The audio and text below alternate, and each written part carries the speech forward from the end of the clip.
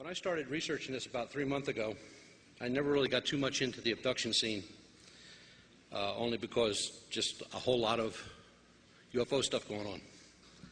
Spending most of my career in law enforcement, I can tell you that through the National Crime Reporting System, which is done by the FBI, every month, every crime that's committed, whether it's stealing somebody's bicycle or committing a murder, is reported by every police department, state, local, federal, in this country. These numbers may sound astounding, but I just checked them before I came here tonight to make sure that they were still up. In 1 year in the United States, there are approximately 250,000 people abducted or missing. In the world, 2.5 to 2.7 million people are abducted or missing. Now, to ease that number back, approximately 95% of these people are found. They are runaway children, which encompasses about 70% of that number.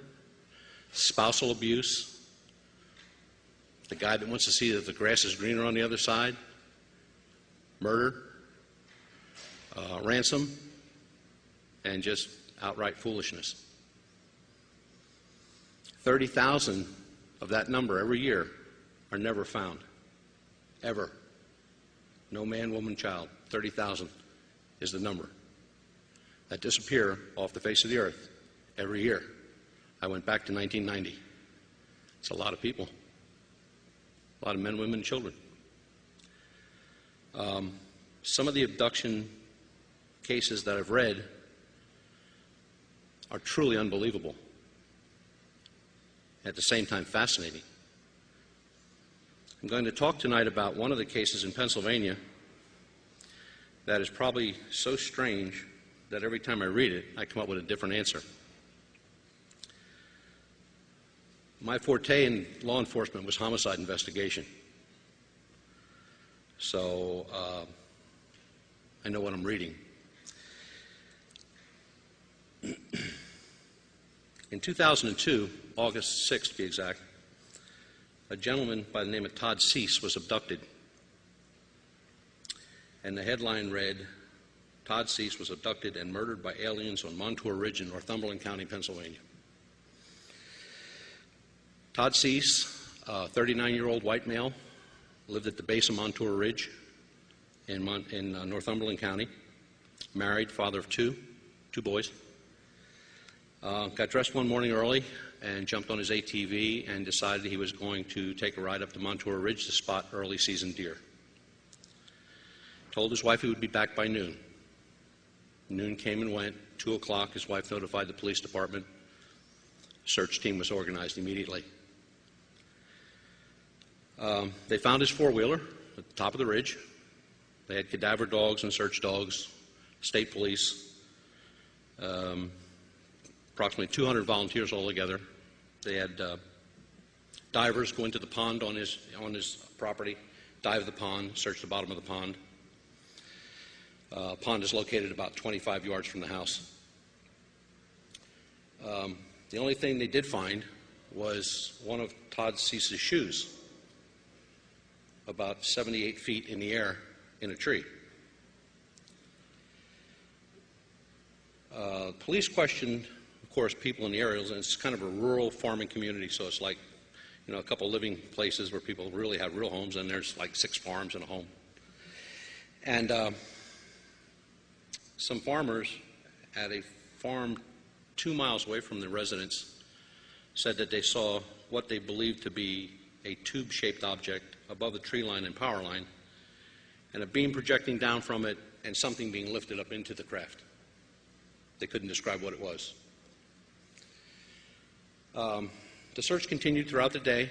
They searched 6 square miles of Montour Ridge. All they found was the ATV and Mr. Cease's one boot in the tree. They called it a night, started all over the next morning, and later on in the afternoon, in a thicket of bushes 25 yards away from the house at the pond, somebody sees something white. Now, these people have been marching past this site for almost 2 days. 30-some hours. Nobody has seen anything in that area. But at this time, they see something white. Firemen, of course, start digging into it. It's a very heavy brush. They've got to cut into it with axes and power tools. And they finally find Todd Cease. Todd Cease is in his underwear. He is pale white. He's emaciated. Remember, this takes place in August. Had he been out there for the time of death, which the coroner ruled at 36 hours, he would have been bloated beyond belief. There was no livor mortis, no rigor mortis on the body, nothing but a few scratches from the bramble bushes in which he was entangled. 3 feet away from his body was that of a dead rattlesnake, same time of death. Mr. Cease was not bitten by the rattlesnake. The body was described by people at the scene as his hands were up like this, and he had a look of horror on his face. He also had 1.5 inches or 1 centimeter burn mark on his left temple. The body was removed without a coroner on the scene. Pennsylvania law requires that if your head is laying over there and your body is laying over there, I, as a police officer, cannot pronounce you dead. I have to have a coroner. That is law. Nobody can pronounce you dead but a coroner, no matter how many pieces you came in. The body was removed to Fort Indiantown Gap. Nobody from the family was allowed to view the body, and nobody viewed the body even before it was interred.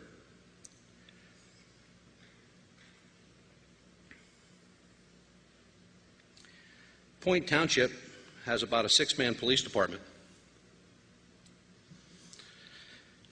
Their statement after all this took place was that Todd Cease's information on how he died would be forthcoming in about 6 to 8 weeks, and that's when the people could have the body back, the family. Toxicology had to take place. They wanted to know what was in the blood, what happened. Was there any foul play, which they kind of ruled out. 7.5 weeks later, the toxicology results come back. Todd Cease died of a cocaine overdose. I've seen a lot of cocaine overdoses. Never seen one where the guy threw his shoe up in a tree and there were no footprints around his vehicle, like when he got off his vehicle to wherever he went. There was always a coroner on the scene. So with all that in mind, we tried a Freedom of Information Act report request from the police department. We were told it's still an open case. My question to the sergeant that day was, if it's still an open case, why did you say that he died of a cocaine overdose? Isn't that the cause of death? Yes, he replied. I said, if that's the cause of death, then the case is closed. No, it's not. And then he threatened to have me arrested for harassment. Good luck. The Todd Cease case with Pennsylvania MUFON is an open case. Myself and another investigator from another group are looking into the case as best we can, and we try to keep up with the police as best we can. Do I think he died of a cocaine overdose? Nah, not even close. Cocaine overdose doesn't leave a burn mark on your temple. Cocaine overdose does not make you disappear for 36 to 40 hours. And I find it very hard to believe that 200 searchers with dogs and cadaver dogs walked past this body for 2 days and didn't see it. So, is this one of our abductees? Now the dark side. These early 90s, the mutilations were all the same. The eyes are removed, parts of the jaws are removed, inner ears are removed, tongue, inner throat removed, anal area cored out, sexual organs removed, and some intestinal and respiratory organs also removed. In 1956, we got the first report of a human victim, the same type of mutilation. It was Master Sergeant Lovett, United States Air Force, stationed at Holloman Air Force Base in New Mexico. And he, along with his colonel, went downrange to pick up some missile parts from a shot that they had that morning. The colonel's on one side of a little sand mound, and sergeant's on the other side, and the colonel hears the sergeant screaming, so he runs up over the sand dune in time to see the sergeant being drug off by his leg with something like a cable wrapped around his leg and being pulled into a saucer type ship.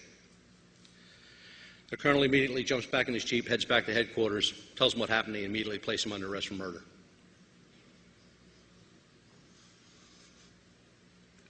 Three days later, Lovett's body shows up, 415 feet from the exact spot where he was taken, from the exact drag marks. The body is identical to the mutilation of a cow. Everything is missing, just like cattle that have been reported since the early 50s. In 1988, this most disturbing case came to light. Had taken place in Brazil at the Guaraparanga Dam, which is a dam that supplies water. It's a man-made dam, supplies water right outside of Sao Paulo. Some fishermen are out in a boat, 3 guys in a boat, just doing a little fishing, and they look toward the shore and they see what they think is a corpse. So instead of checking it out, they hightail it back and get the police. Police show up, they take one look, they call forensics, and the forensic team arrives. The gentleman is done in just like Sergeant Lovett. Eyes removed, partial jaw, tongue, inner throat, inner ear. He has the same 1 centimeter puncture wounds on his chest, which remove lymph nodes, bicep, which removes bicep muscle, navel, which removes intestines, internal organs, sexual organs removed, anal area cored out, just like cattle. And the body's remarkable.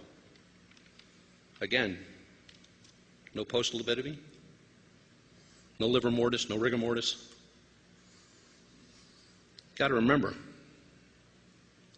when Todd Cease disappeared and laid up in that August heat, he should have been as bloated as a bus. This guy was laying for 40 hours. He should have been immense. The body was remarkable as far as an investigator is concerned. In all cases that I'm talking about here, the carcasses show no blood. The blood has been drained from the carcass, whether human or cattle. All the sensory organs are missing. And from what is gathered from the autopsies, it's some type of a sucking device that has some sort of a laser tip that makes the hole, cauterizes the wound, and then does whatever it does.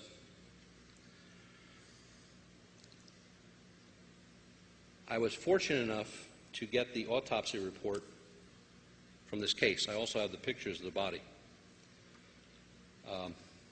People often ask, why don't I put it up there? Yeah, you don't want to see these unless you've got a real strong stomach. The autopsy report keeps mentioning, of course it mentions all the wounds and what's missing, but also it keeps mentioning 2 words: vital reaction. Anybody here know what vital reaction is? If I stab a dead person, all I'm going to get is a wound, an open wound. Nothing else. No black and blue, no tearing, no bleeding, nothing. Just an open cut. If I stab a live person, there's a movement. There's a vital reaction. Now I've got bruising, I've got tearing, inside, outside. In 17 sentences in this autopsy report, it mentions the victim has suffered from vital reaction. This guy was alive.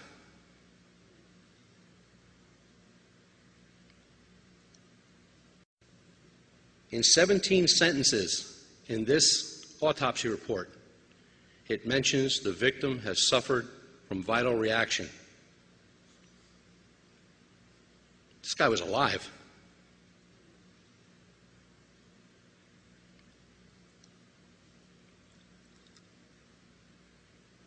The disturbing thought of being butchered alive is very hard to comprehend. The true test of the vital reaction is to remove the skull cap during an autopsy. When the skull cap is removed and the brain is exposed, a vital reaction to a forensic scientist or a doctor, you would see a hematoma on a blood vessel. Not big, just a burst. Okay? That's the body's reaction to pain. So if you roll somebody over and you whack them on the back of the head and they go unconscious, probably not. They're just going to have a hematoma and they're going to have a headache. If you roll somebody over with a steamroller very slowly, inch at a time, foot at a time, the brain just goes haywire. The brain can't handle that kind of pain, and the person passes out, which is a good thing. This guy's skull his brain was covered with them. From front to back, all lobe areas were covered with hematomas. This gentleman was alive when this took place. Then I came upon a case which was a horse that was found in Colorado. When eyes are removed, you have a viscous type of fluid that flows. Not blood, it's just fluid behind the eyes. The investigator's standing there and he's looking at this horse's face and he's just staring and staring and staring, and he finally comes to the conclusion that, wait a minute, if the eyes were removed and the horse was on his side, the visceral fluid would have went this way. But instead, the visceral fluid went right down his snout, over his lip to his missing jaw. That horse was alive. He was standing up.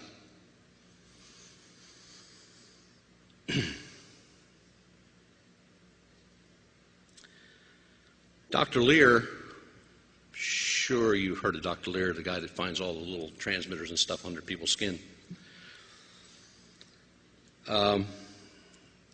Mentioned some cases in LA and California that he was involved in early on in his career, which got him really involved in the UFO phenomenon and abduction and what he studies now, which is the placing of radio transmitters in people. Thought for years that cattle work wasn't the only thing that was being mutilated out there. There's a couple more quick cases that I found. Can't get a whole lot of information on them, but I'm trying.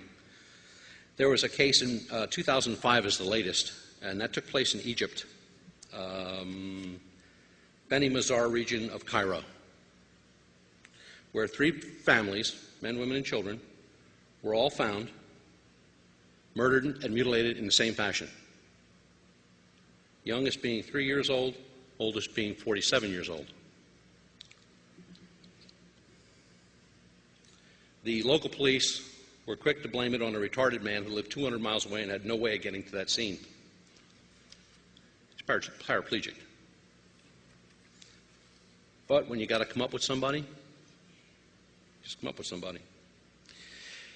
Then there's 2 cases that come out of the Vietnam era, and there was enough horror to come out of the Vietnam era to last a lifetime. One just came to light where a United States naval combat photographer was assigned to the base at Da Nang and was called to go along with a rescue team to check out the crash of a B-52.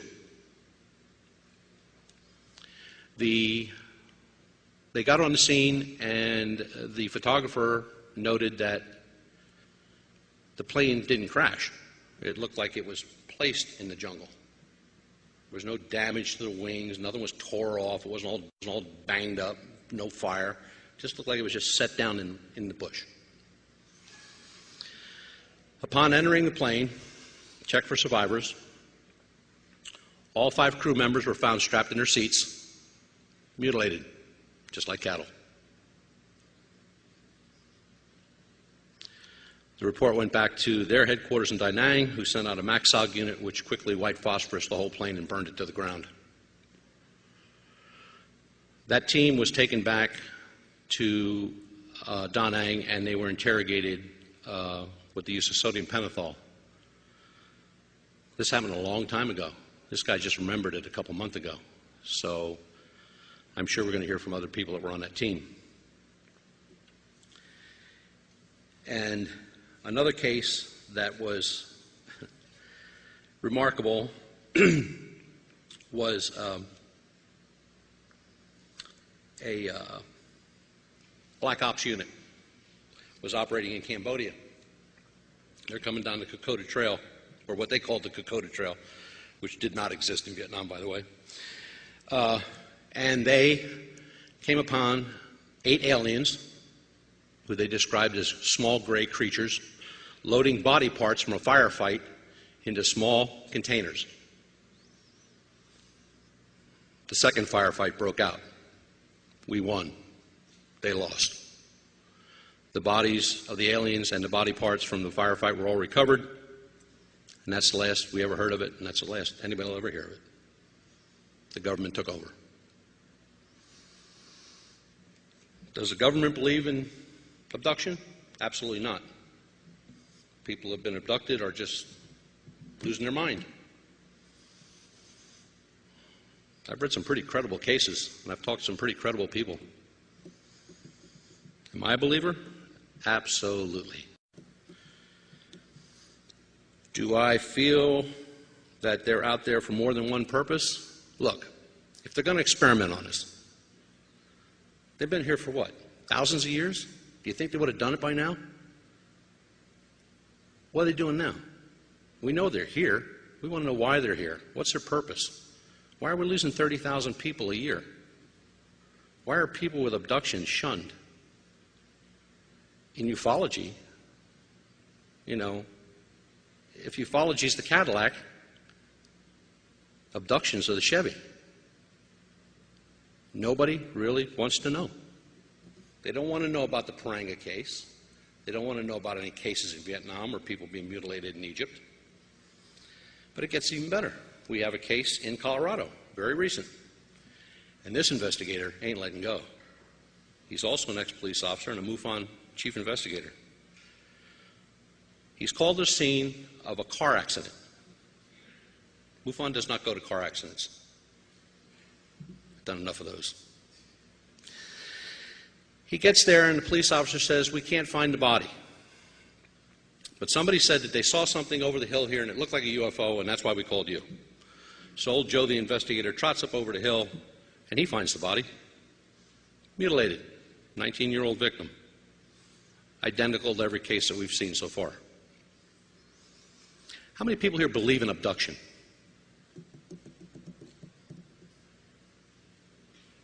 It's true. It does. It happens. It has happened. The Todse's case, we're not going to let go of it. That old sergeant up there who thought he was going to have me arrested for harassment, he just bit off more than he can chew. We will find out what happened to Todd Cease. I've been contacted by the family. They're backing me up 100%. First they didn't. First time they called me, they threatened me with a lawsuit. I don't know, shooting my dogs, whatever. They just went berserk. But we will find out what happened. And the human mutilation. After reading these cases and looking into some of this stuff and coming up with some of this stuff, you know, if you see something flying up there and it's close, run like hell. Don't call me. Don't think about anything. Just get out of there. Just go. Because I have no idea what they want. can't be experimenting. I mean, we're not that sophisticated that it takes 2,000 years to investigate one of us or experiment on us. There are many cases that are just shoved aside or ignored. If you're investigators out there, or you have an interest in this phenomenon, and I got this from Peter Robbins, and I found it to be a very, very true statement. If you want to know about all this stuff, you need to have your own library. Build your own library. Get the books on abduction. There's tons of them out there, written by really great investigators. John Mack, Jacobs. I mean, there's a ton of them. They'll give you all the information you need, which will take you to this, the internet, which is loaded with information. You just got to know where to find it. So you've got to think outside the box. Don't think abduction like the light comes through the window and the body gets off the bed and out the window it goes and it comes back 3 hours later. There are many types of abductions. The ones that concern me the most are the 30,000 abductions. Those are the ones I'm concerned about. I can't imagine 30,000 people a year just vanishing. And when I say vanishing, I mean no trace at all. No bodies, no whereabouts, no contacts, nothing. They're gone, like they never existed. And the part that bothers me the most about that is the children. They don't really have a whole voice or a lot to say about anything anymore.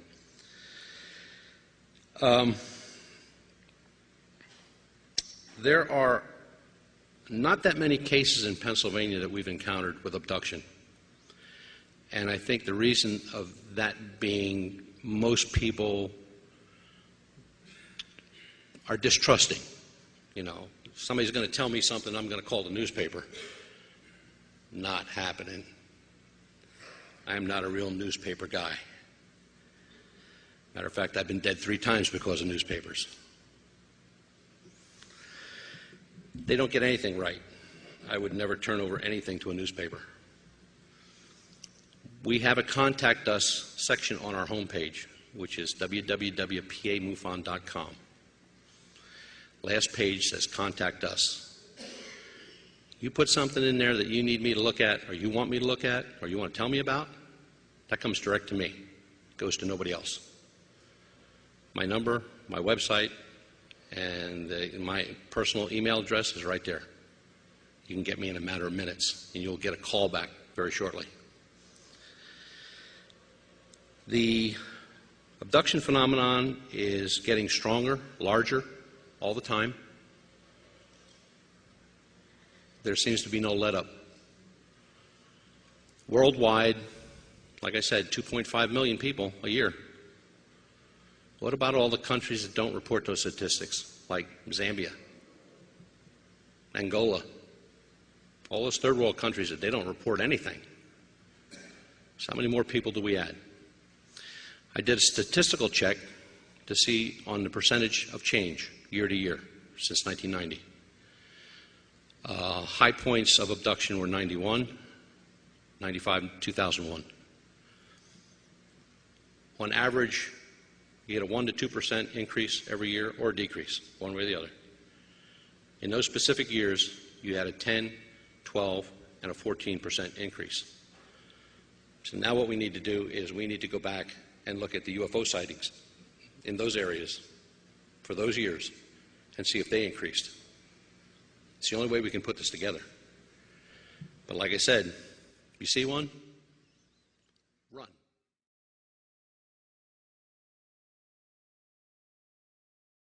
Handsome and just outright foolishness. 30,000 of that number every year are never found. Ever. No man, woman, child. 30,000 is the number that disappear off the face of the earth every year. I went back to 1990. It's a lot of people. A lot of men, women, and children. Some of the abduction cases that I've read are truly unbelievable. At the same time, fascinating. I'm going to talk tonight about one of the cases in Pennsylvania but I just checked them before I came here tonight to make sure that they were still up. In 1 year in the United States, there are approximately 250,000 people abducted or missing. In the world, 2.5 to 2.7 million people are abducted or missing. Now, to ease that number back, approximately 95% of these people are found. They are runaway children, which encompasses about 70% of that number. Spousal abuse, the guy that wants to see that the grass is greener on the other side, murder, rape. That is probably so strange that every time I read it, I come up with a different answer. My forte in law enforcement was homicide investigation. So I know what I'm reading. In 2002, August 6th to be exact, a gentleman by the name of Todd Cease was abducted. And the headline read, "Todd Cease was abducted and murdered by aliens on Montour Ridge in Northumberland County, Pennsylvania." Todd Cease, a 39-year-old white male, lived at the base of Montour Ridge in Northumberland County, married, father of two boys. Got dressed one morning early and jumped on his ATV and decided he was going to take a ride up to Montour Ridge to spot early season deer. Told his wife he would be back by noon. Noon came and went. 2 o'clock, his wife notified the police department. Search team was organized immediately. They found his four-wheeler at the top of the ridge. They had cadaver dogs and search dogs, state police, approximately 200 volunteers altogether. They had